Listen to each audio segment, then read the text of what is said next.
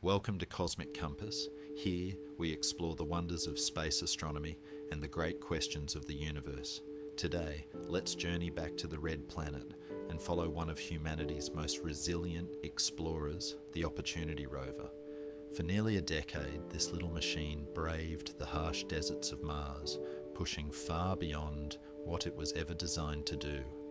Together, we'll uncover what it saw, what it endured, and the clues it left behind about whether Mars could once have been a world for life.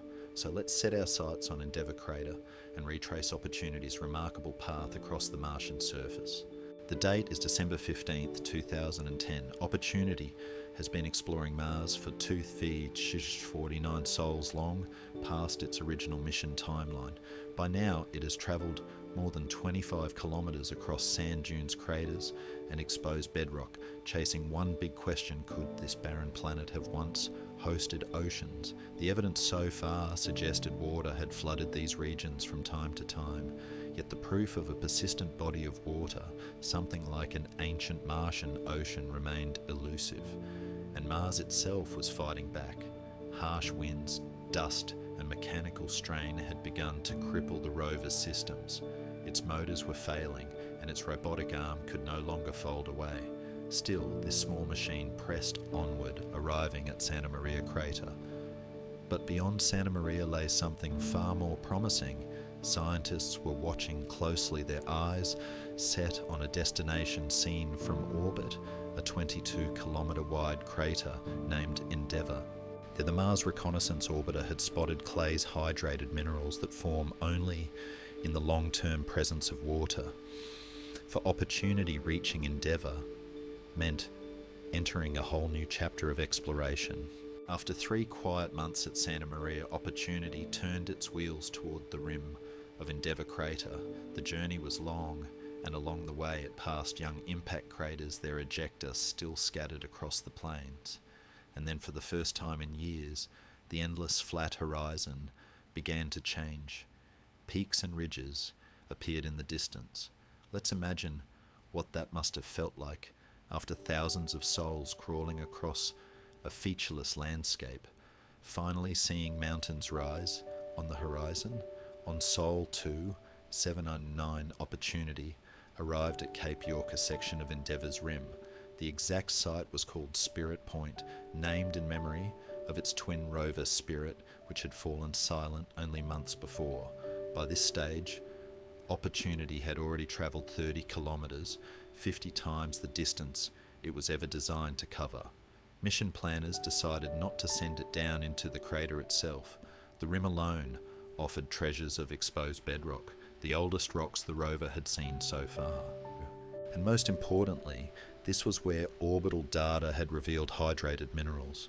The stage was set for discoveries that could reshape our understanding of Mars. Opportunity's first observations showed something striking. The landscape here was unlike any it had seen before. Gone were the familiar, smooth, spherical blueberries that had covered earlier sites. The soil was coarser, the rocks jagged and sharp. It was as if the rover had landed on an entirely new world. The first major target was a large ejecta rock called Tisdale 2. Unlike any previous rock, it had volcanic characteristics and unusually high amounts of zinc and bromine. It was identified as a type of breccia fragments of older rock fused together by intense heat and pressure.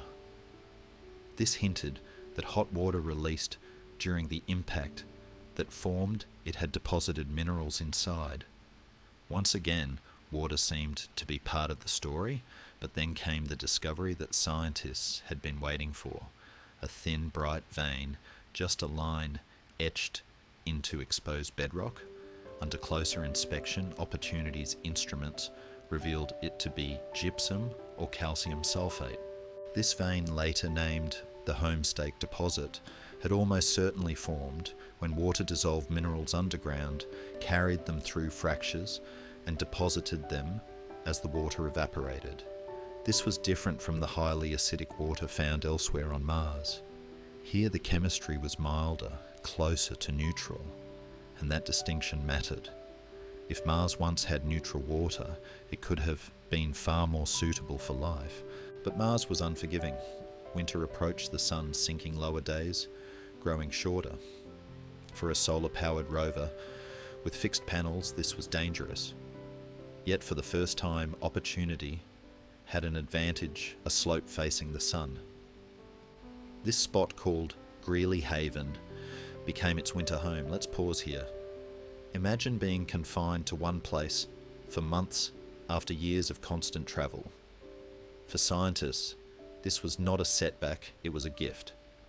While the rover stayed in place, it could use its instruments in ways impossible during travel.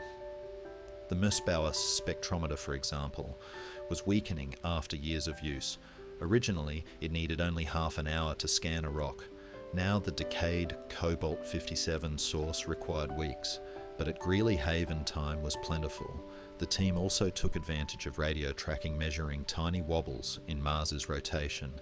These subtle shifts could reveal whether Mars's core was still molten. At the same time, Opportunity observed wind-blown dunes, even down to microscopic changes in sand grains, offering a close look at how Martian weather slowly reshapes the surface. For months, the rover endured the cold, collecting data patiently until spring returned. When summer came, Opportunity rolled onward. Scientists were determined to locate the clays seen from orbit. Around Sol 3 Aero 57, the rover found an outcrop with something peculiar, tiny polished spherules, blueberries again, but not like before. These were smaller, just a few millimeters across, and unlike the iron-rich blueberries of earlier sites, these were different in structure and chemistry. Some had eroded, exposing their softer interiors. Scientists described them as crunchy on the outside, softer in the middle. Different concentration, different composition, different distribution, a Martian mystery challenging everything they thought they knew. But the true prize awaited at a site called Whitewater Lake. It was here that Opportunity examined a pale rock about the size of a human forearm. They named it Esperance. Its composition stunned the mission team, high in aluminum and silica, low in calcium and iron. More than any rock the rover had studied in 9 years, this one bore the unmistakable fingerprint of clay minerals formed by long-term alteration in water. Not just any water, but neutral, life-friendly water. For scientists, this was the most compelling evidence yet that Mars had once been habitable, a world that could in principle have supported life. By Sol 3 344, Opportunity left Cape York behind. It had spent 9 Earth years, 5 Martian years on the planet's surface, uncovering its deepest secrets. Here at last was confirmation Mars had once hosted water with the right chemistry to nurture life. After so long, Opportunity had achieved what it set out to do. And yet the mission was not over. Ahead lay Solander Point, another sunlit slope, and with it new opportunities. The question lingered, what else could this rover discover before its journey came to an end? What makes science powerful is not just the data, but the story behind it. The endurance of a small machine on a distant world, the patience of scientists waiting years for answers, and the realization that even on a barren, frozen planet, traces of water and maybe life still whisper from the rocks. Becoming curious about science doesn't have to be dull. When presented with clarity, it becomes an adventure. That's what we aim to do here at Cosmic Compass, to journey together through the cosmos and see not just facts, but the meaning behind them. So if you've enjoyed following Opportunity's story with us today, stay with the channel. There is much more to come. The Red Planet still holds many secrets, and this is only one chapter in its unfolding tale. And that brings us to the end of this chapter in Opportunity's extraordinary mission.